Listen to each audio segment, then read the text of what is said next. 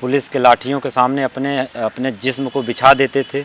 जो हाशिए पे है, जिसको सत्ता और संसाधन से आज भी वंचित है, जिसको आज भी मंदिरों में घुसने पे आज भी उनको मारा जा रहा है, वो ऐसा कोई पहलू समाज का नहीं जिस पर बाबा साहब ने, फूले ने नहीं सोचा है, पेरियार ने नहीं सोचा है।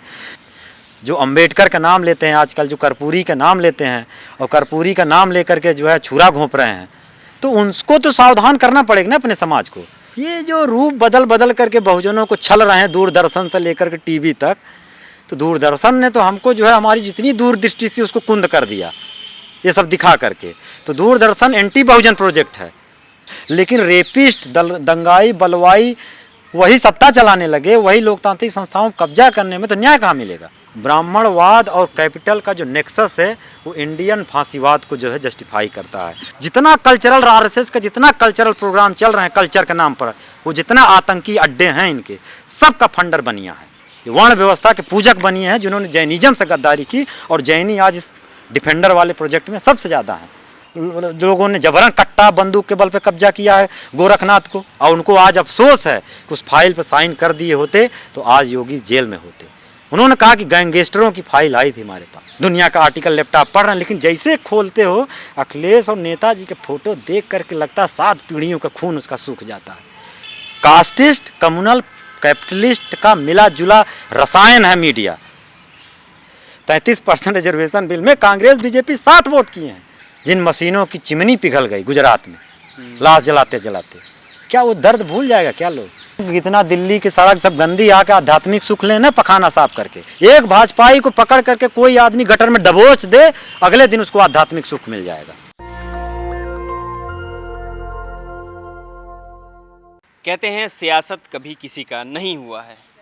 हमारे साथ इस समय मुलायम सिंह हैं, मुलायम सिंह यादव समाजवादी विचारधारा को लेकर आगे बढ़े। एक वक्त में कन्हैया कुमार और मुलायम सिंह यादव जेएनयू में बड़े छात्र के तौर पे, छात्र नेता के तौर पे इनको पहचान मिली। सामाजिक मुद्दे हो, जेएनयू का जो इंटरनल मैटर हो, उन सब चीज़ों के अलावा जो इंटरनेशनल मैटर्स है, उस पे इंटरनेशनल इश्यूज़ हैं, अंतर्राष्ट्रीय मुद्दा जो है उस पे अच्छी समझ रखना और उस पे बोलना इनकी पहचान बन गई थी। लेफ़्ट के ये दोनों नेता रहे, लेकिन आगे चल के इन दोनों में तकरार होता है, वैचारिक तकरार, और आज इस वक्त कन्हैया कुमार कांग्रेस का दामन थाम चुके हैं। लेकिन आज भी मुलायम सिंह यादव उसी समाजवादी विचारधारा को लेके आगे बढ़ रहे हैं। क्या कहेंगे मुलायम जी, आपके तो अच्छे दोस्तों में से रहे, जिसको लेकर आप लोगों ने एक नई लड़ाई की शुरुआत की, पहचान दिलाया कैंपस में, लेफ़्ट को खड़ा किया आप लोगों ने, और इस वक्त उसी लेफ़्ट को छोड़कर कन्हैया कुमार कांग्रेस के नेता बन गए हैं। देखिए, जहाँ तक दोस्ती का सवाल है, दोस्ती हम लोगों से बेहतर कोई नहीं निभाता है। जो हमारे दोस्त होते हैं, लेकिन हम वैचारिकी से समझौता नहीं कर सकते अपने, क्योंकि विचार रहेंगे तो विचार हमारे मरने के बाद भी रहेंगे, और विचारों से जो हमारे जुड़ेगा वो इतिहास में दर्ज होगा, दर्शन में दर्ज होगा, ज्ञान विज्ञान में दर्ज होगा।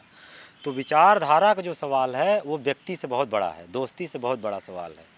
और जहाँ तक है देश दुनिया समाज के समझदारी को लेकर के है, तो नो डाउट हम छात्र आंदोलन के लोग हैं, सामाजिक न्याय के सवालों को लेकर लड़ते रहे। एक ज़माने में लिंगडों के सवाल को लेकर के हम लोग फोर फ्रंट पे थे। इसी दिल्ली के गलियों में पुलिस के लाठियों के सामने अपने अपने जिस्म को बिछा देते थे। तो वो एक अलहदा मैटर है, लेकिन सवाल आज भी है कि आप अगर इस देश के जो ऑपरेस्ट तबका है, जो सबाल्टर्न्स हैं, जो हाशिए पे है, जिसको सत्ता और संसाधन से आज भी वंचित है, जिसको आज भी मंदिरों में घुसने पे आज भी उनको मारा जा रहा है, आज उनको लहूलुहान किया जाता है, अभी ताज़ा घटना आपने देखा ही होगा। तो ये सवालों को लेकर के आज भी हमारी जो है मन बेचैन रहता है, और इन सवालों से हमें लगता है कि हमारा जो हिस्ट्री है, हमारा जो कल्चर है, हमारा जो दर्शन है, वो साफ साफ वो उस मुक्ति का बात करता है जिसमें आज़ादी है, जिसमें फ्रेटर्निटी है, बंधुता है, न्याय है और सबका सम्मान है, डिग्निटी। और ये जो पूरी सोशल जस्टिस की लड़ाई है, जिसमें समाज के हर तबके के साथ, ऐसा नहीं कि इसमें किसी समाज के किसी विशेष वर्ग को इसको ख़त्म कर दिया जाएगा। सोशल जस्टिस के जैसे भारत में क्या होता है कि जितनी भी सियासत चल रही है उसमें जो अपर कास्ट एलिट डोमिनेटेड जो आइडिया हैं उसमें जितने भी सबॉल्टन्स हिस्ट्री फिलॉसफी दर्शन आए हैं उसको बहुत रिड्यूस कर दिया, इसको रिडक्शन थ्योरी बोलते हैं। बाबा साहब को बहुत दिन तक संवर्ण जो है उनको संविधान निर्माता बोलते रहे, वो आज भी यूनिवर्सिटियों में किताबों में उनको संविधान निर्माता तक ही रिड्यूस करते रहे। लेकिन बाबा साहब ने जो है न केवल समाज पे, दर्शन पे, संस्कृति पर, इतिहास पे, भूगोल पर और तमाम सारे कानूनी जो है उस पर लिखा है, लेबर पे लिखा है, महिला पे लिखा है। वो ऐसा कोई पहलू समाज का नहीं जिस पर बाबा साहब ने, फूले ने नहीं सोचा है, पेरियार ने नहीं सोचा है। तो इन सारे दार्शनिकों के विचारों को जब हम समाज में लागू करते हैं तो उसको उनकी बात करके जो गद्दारी करते हैं, जो अंबेडकर का नाम लेते हैं आजकल, जो कर्पूरी का नाम लेते हैं और कर्पूरी का नाम लेकर के जो है छुरा घोंप रहे हैं, तो उनको तो सावधान करना पड़ेगा ना अपने समाज को। मैं कह रहा हूँ कि सारे रंगे सियार जो कोई और खोल ओढ़ करके लोगों को जो है धोखा दे रहे हैं, वैचारिकी का ये दायित्व है कि उन रंगे सियारों को पहले पहचान करके उसको उस पर तुरंत स्प्रे किया जाए, उसका असली कलर मिलाया जाए और तब सामने बैठ के बात हो कि भाई देखिए तुम्हारा ये रंग रूप है, तुम्हारी ये चाल ढाल है, हमारी ये है। अब देखो देश दुनिया समाज, आइडिया ऑफ इंडिया कैसे बनेगा, भारत का निर्माण कैसे होगा, देश दुनिया समाज कैसे होगा, बंधुता, न्याय और जो है बराबरी और इंक्लूसिव भारत कैसे बनेगा, इसके पर आप बात करो।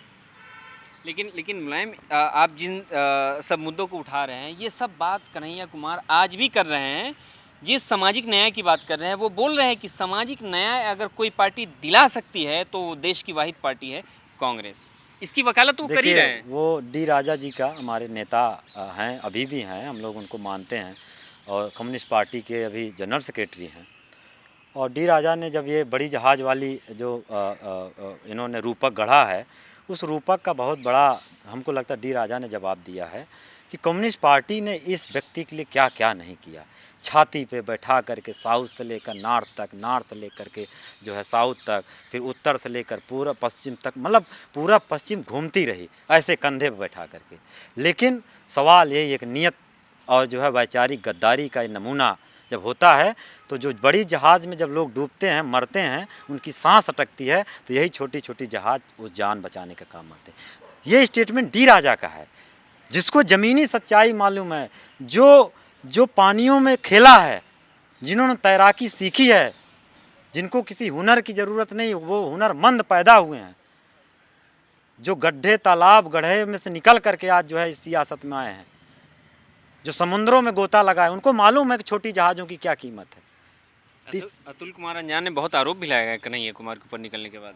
अतुल कुमार अंजान के सामने कहाँ हो? अतुल कुमार अंजान तो भाई नहीं, यही जो आप बोल रहे हैं ना कि वो उन्होंने पहले वाली पार्टी ने क्या क्या कुछ किया। देखिए हमारे संस्कृत में एक रूप है पतति पततः पतंति। तो छात्र आंदोलन से निकलने के बाद पतति तो हो रहे थे और कुछ दिन तक कम्युनिस्ट पार्टी में रहे और कम्युनिस्ट पार्टी को जो पिछले जो अधिवेशन हुआ कांग्रेस, उसमें तो इसने मंच से जो है कन्फ्यूज पार्टी ऑफ इंडिया बोल दिया और उसमें डी राजा एवं मरहूम गुरदास दास गुप्ता और सुधाकर रेड्डी ये सब बैठे रहे। मजाल है कोई दूसरा कामरेड, कोई दूसरे बैकग्राउंड से आने वाले कामरेड की हिम्मत है। ये जो कॉन्फिडेंस कहाँ से आ रहा है, ये कॉन्फिडेंस को समझना बहुत ज़रूरी है, इसके साइकी को, इसके सांस्कृतिक जो है रूप को समझना बहुत ज़रूरी है। और अभी तो आज़ादी मांगते मांगते ब्राह्मणवाद से जो है आप देख लीजिए कौन सा रूप आ गया है, समझे। तो जो कहते हैं ना कि रूप, हमारे ब्राह्मणिकल मिथकों में जो रूप बदलने की एक छवि है कि कभी जो है ये रूप बदलते हैं तो कभी हिरण ऋषि बन जाता है, कभी ऋषि हिरण बन जाता है, तो ये कभी हिरण भेड़िया बन जाता है। ये जो रूप बदल बदल करके बहुजनों को छल रहे हैं दूरदर्शन से लेकर के टीवी तक, तो दूरदर्शन ने तो हमको जो है हमारी जितनी दूरदृष्टि थी उसको कुंद कर दिया ये सब दिखा करके। तो दूरदर्शन एंटी बहुजन प्रोजेक्ट है, टीवी मीडिया एंटी बहुजन प्रोजेक्ट है, जिसके ये सबसे चहेते बुलबुलें हैं। ये मेड इन मीडिया का प्रोजेक्ट है और मेड इन मीडिया के रास्ते से ही बिक जाएगा। अच्छा, अब आते हैं दूसरे मुद्दे पे। जिस वक्त आप लोग ये सामाजिक न्याय और की लड़ाई लड़ रहे थे, आंदोलन कर रहे थे, अभी 2014 से पहले चाहे कैंपस हो, कैंपस के बाहर आंदोलन आप लोग खुल के कर पा रहे थे, विरोध दर्ज कर रहे थे, सरकार की नीति हो या योजना हो सरकार के खिलाफ। अभी मौजूदा वक्त में अगर छात्र संगठन या छात्र कोई विरोध कर रहा है, चाहे वो किसान हो, नौजवान हो, तो या तो उनके ऊपर कोई केस दर्ज कर दिया जा रहा है या फिर उनको उठा लिया जा रहा है। आप देख रहे हैं कैसे मतलब हालात बदल गए हैं। दरअसल क्या है ना, लोकतंत्र के हत्यारे जब लोकतंत्र के गद्दियों पर बैठेंगे, लोकतांत्रिक संस्थाओं में आ जाएंगे, तो लोकतंत्र की महिमा कहाँ बचेगी, उसकी वैल्यू कहाँ बचेगी। सवाल ये है ना कि लोकतंत्र वहाँ सर्वाइव करेगा जहाँ लोकतांत्रिक वैल्यू के लोग हों। इंस्टीट्यूशन कुछ अपने आप में नहीं होता ना, जीवन तो तब होता जब वहाँ उस लोकतांत्रिक मूल्य और सोच के व्यक्ति वहाँ बैठे। मैं कह रहा हूँ एक कास्टिस्ट आदमी है, कास्टिस्ट आदमी का संविधान में कोई जगह नहीं है। एक जो है मजहबी कट्टर आदमी का कोई जगह नहीं है। एक जो है कम्युनल आदमी का सामाजिक संविधान में कोई जगह नहीं है। जब वो संवैधानिक जो पोस्ट पर रहेगा या स्टेट उसको जो है किसी भी मजहब, जाति, लिंग भेद पर डिस्क्रिमिनेट नहीं करेगा। लेकिन रेपिस्ट, दंगाई, बलवाई वही सत्ता चलाने लगे, वही लोकतांत्रिक संस्थाओं को कब्जा करने में, तो न्याय कहाँ मिलेगा। महिलाओं के साथ जो रेप हो रहा है तो रेपिस्ट सत्ता में है, तो मांग रेप से न्याय किसको देंगे। बेटी बचाओ की दायरे करें, बेटी किससे बचाओ, रेपिस्टों से बचाओ। कठुआ के लिए, कठुआ में जो आसिफा के साथ हुआ, उस बलात्कारियों के पक्ष में मार्च झंडा लेकर कौन कर रहे थे, यही रेपिस्ट, भाजपा के लोग, यही संघ के जो है आतंकी गिरोह, जिसका अभी आतंकवादियों के साथ जो है नाम आया, कितने भाजपा के लोगों का नाम आया मीडिया में है, लेकिन कोई जो है नाम लेवा नहीं है। क्यों? क्योंकि मीडिया का जो पूरा जो जातिवाद है, मीडिया का जो पूरा तांडव है, आतंक है, वो इतना ज़्यादा है। और ये जो है कह रहा हूँ कि ब्राह्मणवाद और कैपिटल का जो नेक्सस है वो इंडियन फांसीवाद को जो है जस्टिफाई करता है। मतलब अगर आप कहें कि हु इज़ द, मतलब इंडियन फांसीवाद किसको कहते हैं, तो उसको कहते हैं कि इंडियन फांसीवाद दो तत्व से मिला है, एक ब्राह्मणिज्म, दूसरा कैपिटलिज्म। जब ये दो ताकतें एक साथ आती हैं तो इंडियन फासिज्म का उदय होता है, तो ये जो अभी मोदी का रिजीम जो 7 साल चला है, ये उभार है उसका, और उसका लगाम जो है देश का जो समाजवादी ताकतें हैं वही कर पाएंगी। क्योंकि जब उफनाए थे 90 में, तब भी इनका जो है नकेल उन्हीं लोगों ने कसा है। तो आज भी जितने भी डेमोक्रेटिक जो है समाजवादी विचारधारा, बहुजन विचारधारा की मानने वाली पार्टियां हैं, उनके बीच में संवाद जारी है। यूपी में भी चुनाव हो रहा है, तो छोटी छोटी जितनी भी पार्टियां हैं उनके बीच में जो एका बनाने की कोशिश चल रही है, और हमको लगता है समाजवादी नेताओं ने इसमें बड़ा दिल खोल करके इसमें आगे आए हैं। और मैं कह रहा हूँ कभी आज तो बिहार का इलेक्शन भी आ रहा है, कुशेश्वर स्थान और तारापुर से, तो वहाँ आप भी देख लीजिए किस तरीके समाजवादियों ने ही टक्कर वहाँ पर दिया। एक सीट जब जबरन खींच तान करके उन लोगों ने फिर से जिस तरह से विधानसभा चुनाव में उन्होंने मीडिया और शासन प्रशासन का चक्र कुचक्र रच करके जीता था, ये यहाँ भी देखे जा रहे हैं। दोपहर में अभी फिर उन्होंने पूरी काउंटिंग को जो स्लो कर दिया, लोग वहाँ नारा लगा रहे हैं आरजेडी के लोग। तो मैं कह रहा हूँ कि हमारी लड़ाई समझ लीजिए कई मोर्चे पर होती है। हमारी लड़ाई एक साथ जो है मीडिया से भी हम लड़ रहे होते हैं, एक साथ समाज के जो जितने भी जो गला फाड़ प्रोपेगेंडिस्ट होते हैं, जो चट्टी चौराहे पे बैठ करके जो है कथा बाँचते रहते हैं, उल जुल प्रोपेगेंडा फैलाते थे, झूठ फैलाते हैं, उनको भी वो करते रहते हैं। साथ साथ हमारे समाज को जो है सामाजिक और शैक्षणिक रूप से तैयारी भी कराना है, उनके पास किताबें भी पहुंचाना है, विचार भी पहुंचाना है, बहुजन आइडिया भी पहुंचाना है। इसके साथ साथ हमारे लोगों को अपने साथ मिला करके जो है ये ब्राह्मणवादी मोह में उनको कुछ दे करके और उनके साथ अपने साथ मिला करके, तो हमारी जो हम जब लड़ते हैं तो एक साथ हम 10 मोर्चे पर लड़ रहे होते हैं, और वो लड़ते हैं तो सिर्फ एक टारगेट करते हैं। लेकिन आप जो डेफिनेशन दे रहे हैं इंडियन फासिज्म का, वो तो आप इस वक्त अभी ब्राह्मण तबका उसके बाद पूंजीपति दोनों सरकार के साथ, आप कैसे बोल रहे हैं कि ये दोनों विद्रोह करेंगे, इन दोनों को मिलकर? इनका कौन, ये क्यों विद्रोह करेंगे, ये दोनों मिलकर काम खेल कर रहे हैं पूरा। मैं कह रहा हूँ बनिया एक वर्ग है, मैं इसको दो चीज़ में, ब्राह्मणिज्म के प्रोजेक्ट का दो बहुत बड़े हिस्सेदार हैं। तो हमारे समाज में जो पूरा ब्राह्मणिकल आइडिया इस्टेब्लिश है, या उसका जो पूरा कहिए कि जो कब्जा है, समझे, हेजमिनी है, वो उसके दो बहुत बड़े पिलर हैं। एक है ब्राह्मण, दूसरे हैं बनिया। ब्राह्मण क्या है, इस पूरे ब्राह्मणिकल प्रोजेक्ट का डिफेंडर है, वो पूरे ब्राह्मणिकल नैरेटिव कल्चरल हेजमिनी को डिफेंड करता है। क्योंकि बनिया आज शुरू से ही जो है अपने सम्मान को लेकर के कोई बनिया को कोई इज्जत नहीं करता है, ये एक सच है। कोई कम्युनिटी बनियों को नहीं इज्जत करती। तो बनिया क्या करता है, फंडर है, वो ब्राह्मणिकल आइडिया से जुड़ कर उसको फंड करता है। कभी लड्डू बांटेगा, कभी बूंदी बांटेगा, कभी बतासा बांटेगा, शहरों से कोई यात्रा निकल रही तो उसमें पानी पिलाएगा, क्यों, उसको सम्मान मिल जाए।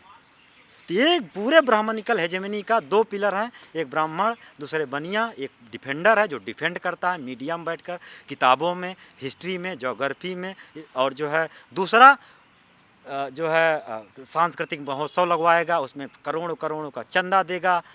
जितने व्यापारी देखिए राम मंदिर के लिए जितना कल्चरल आरएसएस का जितना कल्चरल प्रोग्राम चल रहे हैं कल्चर के नाम पर, वो जितना आतंकी अड्डे हैं इनके, सबका फंडर बनिया है, लेकिन सबका फंडर बनिया है। उसमें जैनी भी, मैं तो जैनियों को समझता हूँ कि दार्शनिक गद्दार हैं ये बनिए। ये अपने दर्शन से कितनी बड़ी गद्दारी, कहाँ एंटी ब्राह्मणिकल फिलॉसफी जैनिज्म निकल के आता है, ये बनिए सब घोट के पी गए उसको। ये गद्दारी किए हैं अपने दर्शन से, ये तीर्थांकर से गद्दारी किए हैं, ये जैन दर्शन से गद्दारी किए हैं लोग।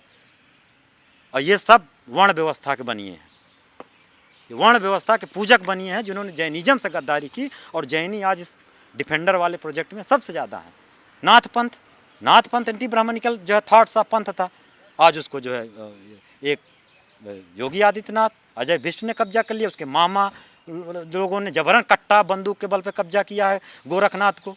गोरखनाथ वहाँ के निषादों और यादवों का जो है गुरु रहे हैं गोरखनाथ, मसेंद्रनाथ मल्लाहों के गुरु रहे हैं, लेकिन उन्होंने कब्जा कर लिया बंदूक के बल पे। जो इनका आतंक है जबरन शस्त्र के बल पे, और इनके अंदर जो बहुजन के अंदर जो बुद्ध की जो अहिंसा है, जो अमन है, वो अभी तक कहीं ना कहीं बुद्धिज़्म अपने अंतःस्थल में बसा हुआ है। नहीं तो जिस दिन ये कौमटियाँ विद्रोह कर देना तो ये भारत जो है लहूलुहान हो जाए। बहुत संख्या है, 52% तो मंडल कमीशन के हिसाब से सिर्फ ओबीसी हैं, 16 से 18% सिर्फ दलित हैं, 8 से 10% आदिवासी हो गए हैं, महिला को मिला दीजिए तो 90 के ऊपर जा रहा है। इन्होंने कभी पलट कर वार नहीं किया, नहीं पलट कर वार कर दें तो यहाँ कमिटियाँ ख़त्म हो जाएं। ये बुद्ध की कहीं न कहीं करुणा है, ये कहीं न कहीं बुद्ध के जो दर्शन है जो कहीं न कहीं अंतःस्थल पे आज भी काम करती है। लोग लड़ाई झगड़ा दंगा फसाद एवॉइड करते हैं, शांति से रहना पसंद करते हैं। आपको लग रहा है कि अब देश में जागरूकता आने लगा है? जितने भी SC ST माइनॉरिटी के लोग हैं, जागरूकता कब से आने लगी? जब से मंडल कमीशन आया। ओबीसी मैं आज भी नमन करता हूँ अर्जुन सिंह का और BP सिंह का। ये दो शख्सियत इंडियन पॉलिटिक्स में नहीं आए होते तो आज ओबीसी को कोई पूछने वाला नहीं था। मैं अर्जुन सिंह का मतलब आज हमारे बीच में नहीं है, लेकिन मैं उनके आत्मा को सलाम करता हूँ और यही प्रकृति से दुआ करता हूँ कि जो है वो नहीं होते तो ओबीसी का उद्धार नहीं होता, मंडल कमीशन नहीं आए होता तो आज हम यूनिवर्सिटियों में नहीं होते। तो जो आप देख रहे हैं चेतना, ये चेतना अंबेडकर के विचार से, फूले के विचार से, पेरियार के विचार से, जगदेव बाबू के विचार से, कर्पूरी के विचार से।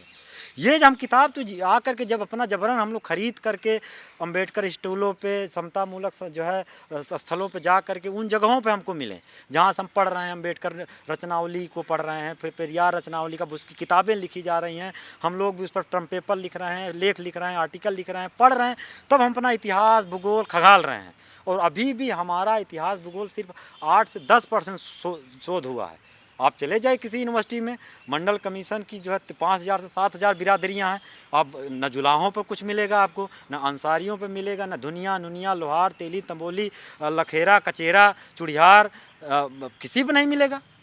इनके जीवन शैली, इनका टेक्नोलॉजी सब पर गायब है, कोई अब तक रिसर्च नहीं। सिर्फ गांधी नेहरू अब ये जो है माफी वीरों का पे रिसर्च करवाना शुरू कर दिए हैं लोग। तो मैं कह रहा हूँ कि पूरी शिक्षा शास्त्र इनके कब्जे में है।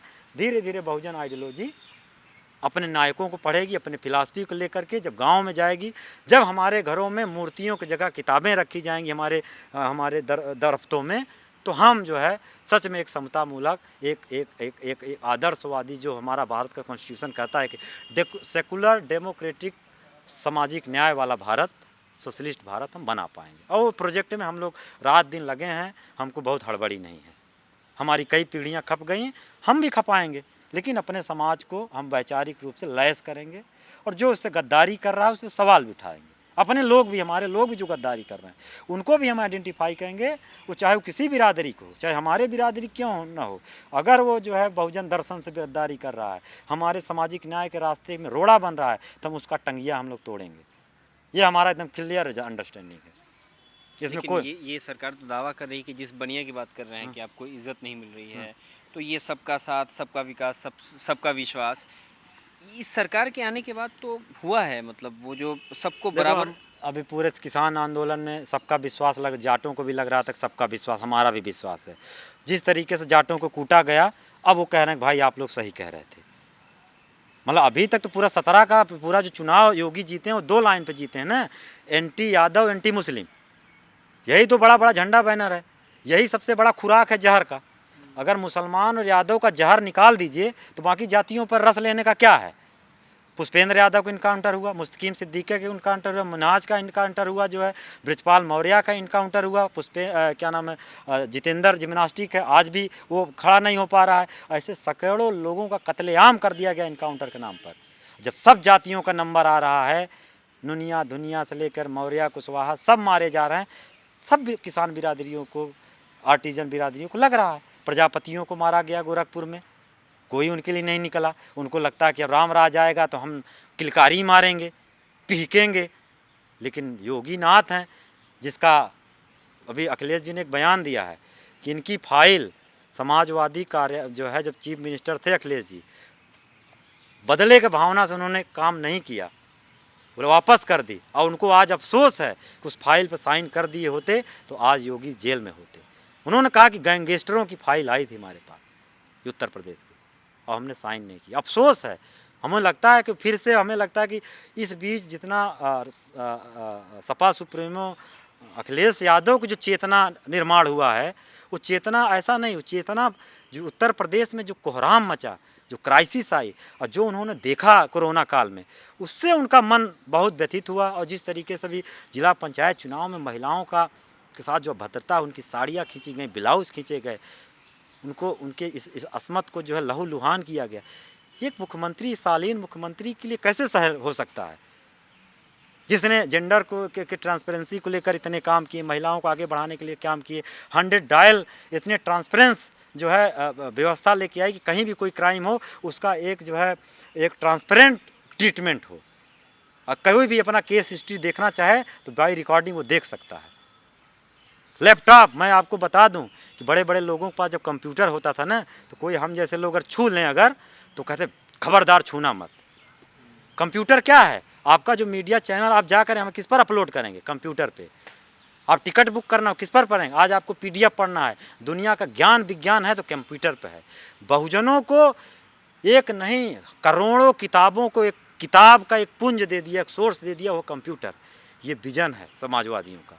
अगर कंप्यूटर नहीं मिला होता तो आज चेतना हम वर्ड विजन से नहीं जुड़ पाते। किताबें तो हमारे लिए आज भी बहुजन विचारधारा किताबें कहाँ हमारे गांव तक पहुंची हैं। ये कंप्यूटर ना आया होता, लैपटॉप तो बहुत सारे जो अपर लोग थे जिनके पास होता था तो ऐसे हिकारत भरी नज़रों से देखते थे। मैं कहता हूं कि समाजवादियों का इतना ये विजन जो पूरे बहुजन समाज को, हाशिए के समाज को, उनको वर्ल्ड विजन से जोड़ दे रहा है कि बहुजनों तुम्हें पढ़ना है तो किताबें नहीं हैं तो लैपटॉप लो और उसमें सर्च करो, तुमको 20 आर्टिकल मिलेगा। तुम सर्च करो, तुम्हें टिकट बुक करना, तुम्हें आर्टिकल पढ़ना है, एक थाट पे 1000 आर्टिकल तुम लैपटॉप से खोज सकते हो। किताब में कहाँ ढूंढे जाओगे। यूनिवर्सिटी में कहाँ दाखिला था OBC दलित का, OBC तो भी 10 साल हुआ है। तो ये समाजवादियों का चेतना है, समाजवादियों का विजन है कि उन्होंने अपनी पीढ़ियों को ज्ञान विज्ञान के सबसे बड़े केंद्र से जोड़ दिया, सबसे बड़ी टेक्नोलॉजी से जोड़ दिया। जहाँ आप बहुजन आज TV चैनल लेके घूम रहे हैं, लैपटॉप ना हो तो कोई वीडियो एडिटिंग नहीं हो पाएगी उनकी। और वही HP का लैपटॉप, जो लोग कहते हैं ना कि लैपटॉप मार्केट में, मैं आज तक वो हरामखोर नहीं मिला जो यह कहते हैं कि मेरे पास समाजवादियों का लैपटॉप है, बिक रहा है, ले लो। मैं खोज रहा हूँ हरामखोर को जो कहता है कि अखिलेश का दिया हुआ लैपटॉप मेरे पास है, कोई खरीदना चाहे तो बताए, मैं खरीदने के लिए तैयार हूँ। बस उसको चिढ़ किसका है, जैसे लैपटॉप खोलता है तो उसमें जो नेताजी और अखिलेश जी का जो फोटो दिखता है, उससे उसके तन बदन में जैसे आग लग जाती है, जैसे किया जाता हो। इतनी घृणा, ये ब्राह्मणवाद का सबसे बड़ा प्रोजेक्ट है, घृणा, नफरत। वो ऐसे दिल मिलाता है, लेकिन आर्टिकल सर्च करता है तो बहुत मज़ा आता है उसको। अपने माँ बाप का टिकट बुक करता है तो बहुत मज़ा आता है उसको। यूट्यूब पर अपना नया नया ज्ञान विज्ञान देखता है तो बड़ा मज़ा आता है। कोचिंग क्लास लैपटॉप पे कर रहा है तो बहुत मज़ा आता है उसको। अनअकैडमी के कोचिंग हम अपने लैपटॉप पे पढ़ रहे हैं, दुनिया का आर्टिकल लैपटॉप पढ़ रहे हैं। लेकिन जैसे खोलते हो अखिलेश और नेताजी के फ़ोटो देख करके लगता है 7 पीढ़ियों का खून उसका सूख जाता है। ये जहर किसने भरा है पीढ़ियों में, कैसे बंधुता आएगी। कैसे न्याय वो कर पाएगी पीढ़ी, जिस पीढ़ियों को वैचारिक रूप से बंजर बनाने का काम ब्राह्मणवाद कर रहा है। मैं कहता हूँ इन पीढ़ियों को सबसे ज़्यादा उद्धार की ज़रूरत है और सबसे ज़्यादा प्रोजेक्ट अपर कास्ट मोहल्लों में करने की ज़रूरत है। सबसे ज़्यादा राष्ट्र निर्माण की भावना और समाज के उद्धार की भावना अपर कास्ट के मोहल्लों में, बनौटी टोले में करने की ज़रूरत है, ठकुराने में करने की ज़रूरत है, बनियौटी टोले में करने की ज़रूरत है। इन टोलों के लोगों जो विष भरा हुआ है, अगर वो काम कर गया तो मैं कह रहा हूँ कि समता, बंधुता और जो है सामाजिक न्याय का प्रोजेक्ट भारत को जो है खुशहाली के नए स्तर पर ले जाएगा। लेकिन आप जो बड़ा आरोप लगा रहे हैं कि गुंडागर्दी अपराधी के बारे में, गृह मंत्री तो साफ तौर से बोल रहे हैं कि अब उत्तर प्रदेश में दूरबीन लगाकर खोजने पे भी कोई अपराधी नहीं मिल मुझे रहा है। लगता है कि और आप इतने मतलब इंडियन इतना आपराधिक मीडिया प्रदेश बता रहे हैं उत्तर प्रदेश। इंडियन मीडिया भारतीय सियासत के साथ न्याय नहीं कर पाएगी। अगर यूरोप की मीडिया, किसी और देश की मीडिया स्वतंत्र रूप से यहाँ उसको एक्सेसिबिलिटी मिले और उसको जो है अपनी रिपोर्ट, अपना काम करने को मिले, तो मैं कह रहा हूँ कि दुनिया की कोई मीडिया जो है भारत का सच दिखा सकती है, भारत की मीडिया सच नहीं दिखा सकती। ये कास्टिस्ट कम्युनल कैपिटलिस्ट प्रोजेक्ट है इनका, कास्टिस्ट कम्युनल कैपिटलिस्ट का मिला जुला रसायन है मीडिया, जिसको पी पी करके लोग जहर उगल रहे हैं। कास्टिस्ट, कम्युनल, कैपिटलिस्ट, 3 का रसायन है मीडिया। अगर 3 रसायन बंद कर दीजिए, सब खत्म है मीडिया का। 3 मेजर कंपोनेंट है इंडियन मीडिया का चरित्र का। तो यही मीडिया तो दावा कर रहा है लगातार, चूँकि देश में इस वक्त इनके महंगाई दावा बड़ा मुद्दा है, और ये कह रहा है कि पूरे विदेशों में भी डंका बजा रहा है, मोदी जी बजवा रहे हैं, देश का नाम कर रहे हैं। मीडिया के लिए सबसे बड़े लिटमस टेस्ट है माननीय लालू यादव। मैं तो आजकल जो है लोगों का जो है चेक इसी लाइन पर करता हूँ, लालू यादव के नाम से मैं लिटमस टेस्ट करता हूँ। उसके बाद जो उसका प्रतिक्रिया आता है, फिर मैं अपना जजमेंट तैयार करता हूँ कि क्या राय है इसकी। लालू यादव का नाम लेते ही पता नहीं कितने लोगों के पेट में पनारे निकलने लगते हैं। तो मैं लालू यादव को एक कह सकते हैं सिद्धांत का एक वो मान रहा हूँ, स्टैंडर्ड मान रहा हूँ कि वो आदमी का नाम लीजिए, प्रगतिशीलता, कुढ़नशीलता, तंगशीलता के पीछे जितने सील हैं सब बाहर आ जाते हैं। और आज वो आदमी दुनिया में, कह रहा हूँ कि भारत उसको जज नहीं करेगा, लेकिन दुनिया के मीडिया एक दिन उसको सुनहरे अक्षरों में लिखेगी उस शख्सियत को। और भारत के दुर्भाग्य है कि जीते जी किसी का कदर नहीं करती है, उसके मृत्यु होने के बाद उसका। अम्बेडकर को तो इन्होंने 40 साल बाद आज अम्बेडकर के हर पहलू पर रिसर्च हो रहा है, हर पहलू बात हो रही है। आज से 10 साल पहले कौन अम्बेडकर की बात करता था? नहीं, लालू प्रसाद, चाहे वो लालू प्रसाद यादव हों, रामविलास पासवान हों, शरद यादव हों, इन लोगों ने SC ST OBC माइनॉरिटी के लिए बहुत काम किया है, इसमें कोई शक नहीं है। उत्तर प्रदेश का चुनाव है, आने वाले दिनों में विधानसभा का चुनाव है 2022 में। हर पार्टी अपने अपने तौर से मैनिफेस्टो जारी कर रही है, किसी ने कर दिया है, कोई जारी किसी को करना है। महिला सुरक्षा को लेके या महिला रिजर्वेशन को लेके बड़ा मुद्दा रहा है शुरू से, इस पे हर पार्टी चाहती है अपने मैनिफेस्टो में इसको शामिल करना। कांग्रेस कह रही है कि 40% रिजर्वेशन वोट बंटवारे के वक्त में हम महिला को देंगे। नियत खोर हैं वो लोग, नियत खोर हैं। भारत में चीज़ें नियति से होती हैं, नीतियाँ इम्पॉर्टेंट नहीं है, नियति इम्पॉर्टेंट है। जो आदमी, मैं कह रहा हूँ सोनिया जी का मैं बहुत रिस्पेक्ट करता हूँ, सोनिया जी के नियत में कोई खोट नहीं है। ये बात हम अगर सोनिया जी डिसीजन लें तो वो आज भी महिला रिजर्वेशन बिल 33% नहीं 50% पास हो सकता है, और सारे समाजवादी नेता एकदम एड़ी चोटी का बल लगा के पास कर दे। एक ही बात तो है कि हमारी महिलाएं कहाँ हैं उसमें। कोटा विदिन कोटा का आप बात कर दीजिए। मैं कह रहा हूँ कि महिला की भागीदारी 50%, उनकी आधी आबादी है। बस आप तय कर दीजिए कि SC ST OBC माइनॉरिटी की महिलाएं उसमें इतने % होंगी। ये नियत का सवाल नहीं है भाई, नीति का सवाल नहीं है। महिला रिजर्वेशन बिल 40% में कौन महिला है? फिर जैसे ये समाजवादी नेता इस पर कमेंट करेंगे, उनको जो है बोलने लगेंगे कि ये उल्टा सीधा है, महिला विरोधी हैं। ये महिला विरोधी हैं लोग, ये महिलाओं का, किस महिलाओं की बात कर रहे हैं? मैं कह रहा हूँ कि हम लोग जो है हाशिए के समाज के उत्थान की, कल्याण के लिए बात करते हैं, तो हाशिए का समाज तो चिन्हित किया जाता है, नहीं तो ऑलरेडी समाज में संविधान में डिफाइन है कौन हाशिए पे है, कौन शोषित है, कौन पीड़ित है, कौन वंचित है, सत्ता संसाधन के गलियारे से कौन गायब है, इतिहास के किताबों से कौन गायब है। ये सब सच है। आप 40 नहीं 50 करें और 50 में तय कर दें कि SC ST OBC माइनॉरिटी की महिलाएं ये रहेंगी। कल समाजवादी पार्टी, RJD, BSP सब मिल करके जो है इसको पास कर देंगे। नियत का सवाल है, कांग्रेसियों के अंदर नियत का खोट है। ये एंटी वुमेन है, ये एंटी वुमेन है। और जो एंटी वुमेन नहीं है वो आए महिला कोटा विदिन कोटा के सवाल के साथ, आज नहीं कल पार्लियामेंट में पास हो जाएगा। और कल देखिए जैसे ये कोटा विदिन कोटा होगा, कांग्रेस बीजेपी पार्लियामेंट में एक हो जाएंगे। और हुआ है पिछली बार 33% रिजर्वेशन बिल में कांग्रेस बीजेपी 7 वोट किए हैं। किसको भ्रम दे रहे हैं, किसको भ्रम फैला रहे हैं? मतलब आप वो जमाना चले जाइए कि आप कान पे जनेऊ चढ़ा कर राजनीति करते थे। कान पे जनेऊ चढ़ा रहेगा, नीचे से आपका कट जाएगा, बचेगा कुछ नहीं।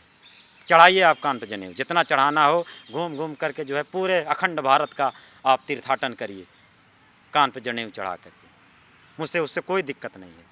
नहीं तो भाजपा भी तो लाई है, मतलब महिला को 27% अगर रिजर्वेशन की बात की है तो उस बीजेपी ने भी तो करके दिखाया अपने। मैं कह रहा हूँ महिला रिजर्वेशन बिल पे दोनों साथ थे, कोटा विदिन कोटा खिलाफ थे। 33% कोटा विदिन कोटा तो पे मैं कह साथ रहा हूँ नहीं कि थे। न्याय कहाँ लोकेट करेगा? सोशल जस्टिस तो वहीं लोकेट करेगा जहाँ समाज के हर वर्ग की न्याय होगा। जिस पॉलिसी में समाज के वंचित तबके के न्याय की भावना स्थिर नहीं है, वो पॉलिसी फ्रॉड है, हम उसका कहीं लेवल समर्थन नहीं करते हैं। जिसमें बहुजनों को भ्रमित करने का, उनको वंचित करने का सियासत रची जाएगी, हम उसको कभी सपोर्ट नहीं करेंगे।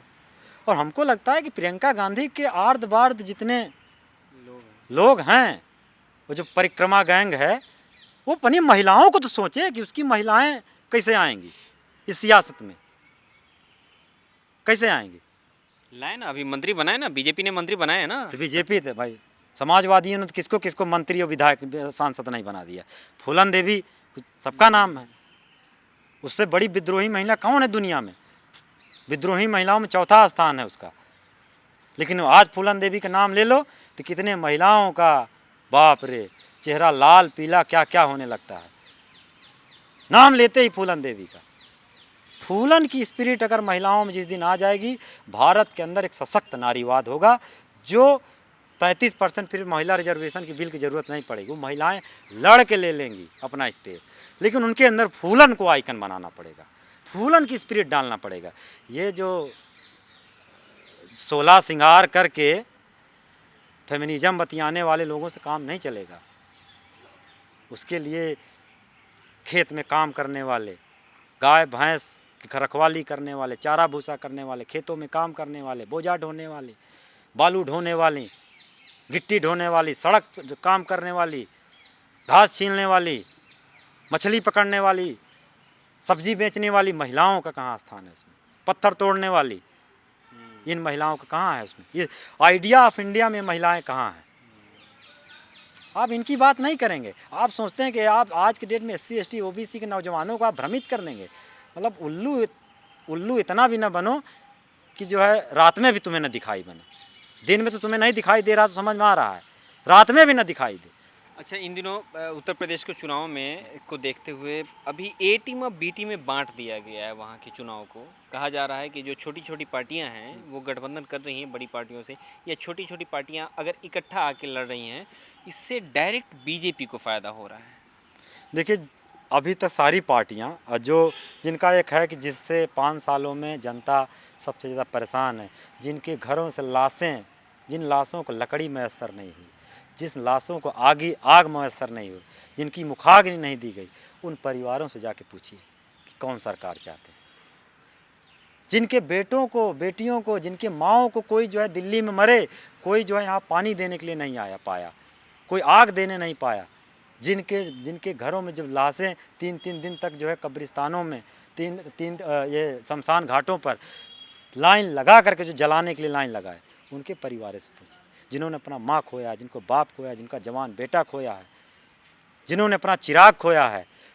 संगम किनारे इलाहाबाद चले जाए, हमारे दादा बताते हैं कि आज तक इलाहाबाद में इतने संख्या में लाश, पंडों से पूछ लीजिए, वहाँ के जितने भी जो ये हमारे पंडे हैं, जिस महाबाभन जिसको बोलते हैं, तेरही बरखी खाने वाले, जिसको ये लोग तिवारी चौबे लोग नीच बाभन बोलते हैं, उसका छुआ नहीं खाते हैं। गिरी, पुरी, सागर, गोस्वामी बाभनों की बात कर रहा हूँ मैं, जो कर्मकांड श्राद्ध कराते हैं, उनसे बात करिए, वो बताएंगे रियल पिक्चर देश की क्या है, वो बताएंगे किसकी सरकार आनी चाहिए।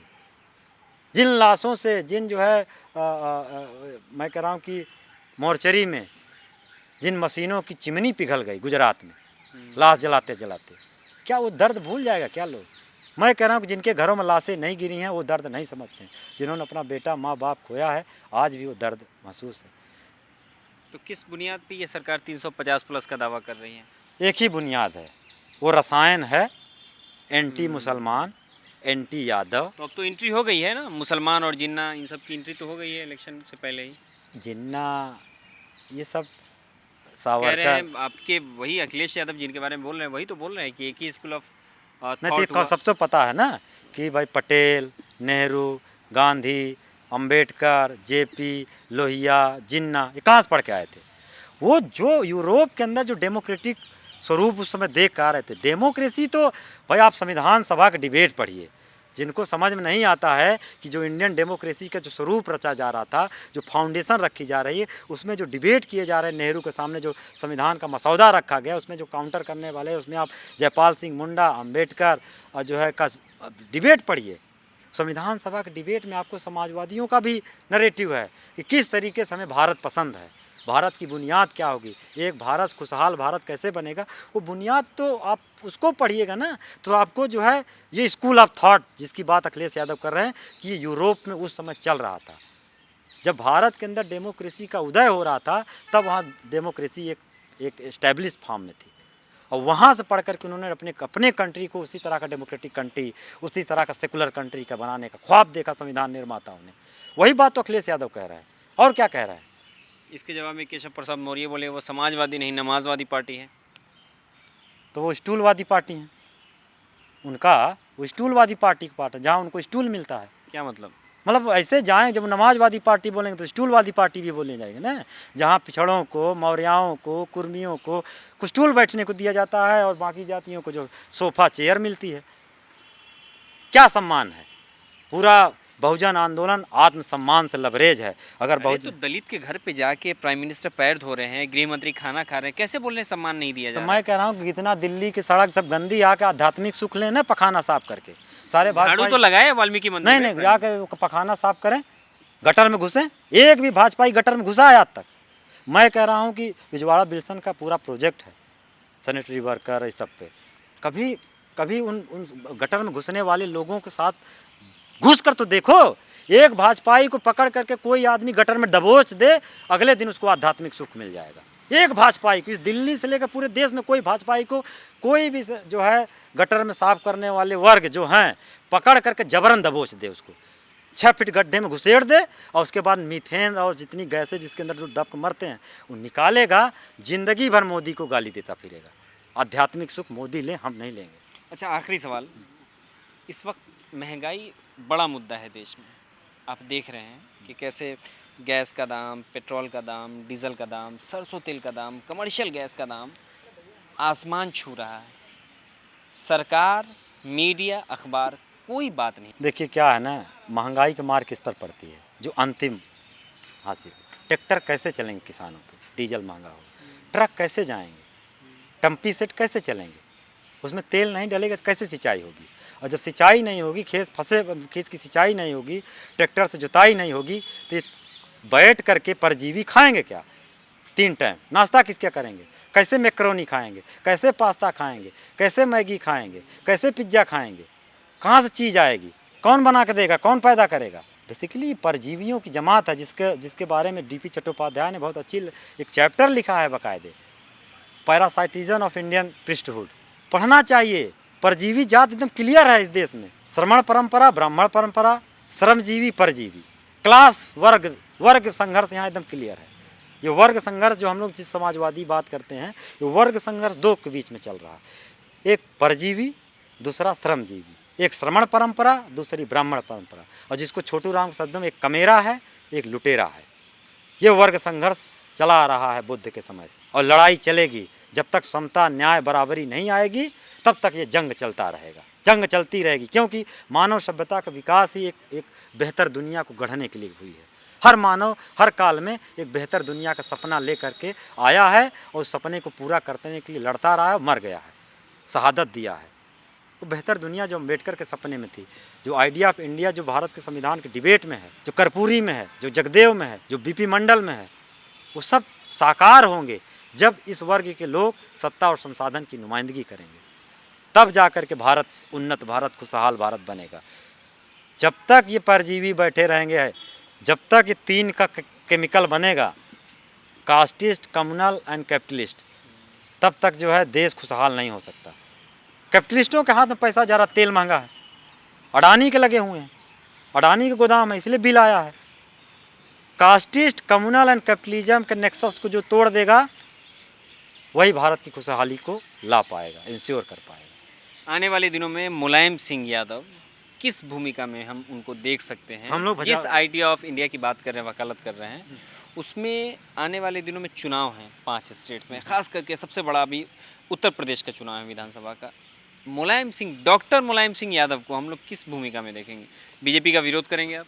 हम अपना अंतिम दम लगा देंगे कि दोबारा कोई जो है कठुआ ना हो, उत्तर प्रदेश में दोबारा कोई जो है हाथरस ना हो। जिस तरीके से दलित बेटी को जलाया गया, पुलिस प्रशासन द्वारा जलाया गया, पुलिस प्रशासन जलाने का मतलब स्टेट जला रहा है। जिस स्टेट की हम शपथ लेते हैं भारत का संविधान के तहत, वो स्टेट जो है एक दलित बेटी को रात के अंधेरे में जला रहा है। जो महिलाओं के साथ रेप हो रहा है, क्या हुआ सेंगर का? तो मैं कह रहा हूँ कि करने वाले कौन हैं, किस जमात के लोग हैं?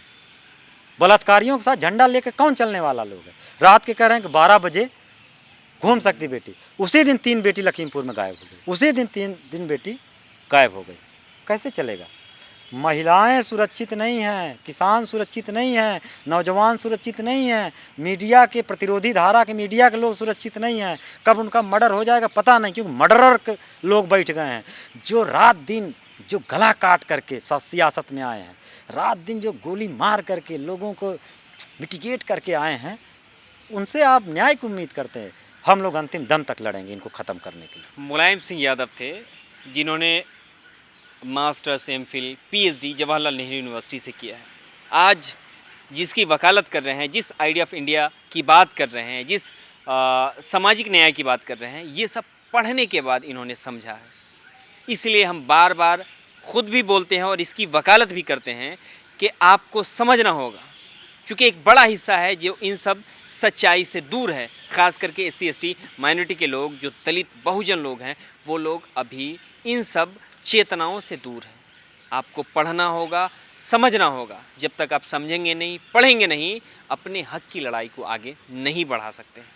ये मुलायम सिंह थे जिन्होंने खुल के अभी जो मौजूदा हालात है, ख़ास करके केंद्र में हो या कई राज्यों में जो बीजेपी की सरकार है, उसकी नीति पे, उसकी योजनाओं पे खुल के बात किया इन्होंने। सहयोगी आशीष के साथ मैं जसीम उल हक, नेशनल दस्तक, दिल्ली।